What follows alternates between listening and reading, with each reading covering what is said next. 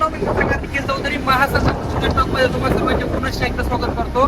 मित्रांनो, आता आपण सध्या आहोत देवठाण या ठिकाणी. आंधळा धरणावरती. आंधळा धरण हे पूर्ण क्षमतेने म्हणजे 100% भरलेलं आहे आणि त्यातून मोठा विसर्ग आता आंधळा नदीमार्फत सोडण्यात आला आहे आणि इतक्या मोठ्या प्रमाणात पाणी सोडल्या कारणाने जे काही आपला सिन्नर आणि अकोले जो रस्ता होता त्यावरती पुलावरती पाणी आल्या कारणाने आता सध्या तो रस्ता प्रवासासाठी पूर्णपणे बंद करण्यात आला आहे.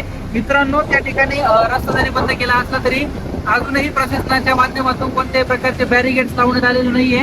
कोणतेही प्रशासकीय अधिकारी त्या ठिकाणी दिसलेले नाहीये आणि नागरिक हे पाणी पाहण्यासाठी त्या ठिकाणी गर्दी वाढत आहे. पाण्याचा प्रभाव वाढत आहे.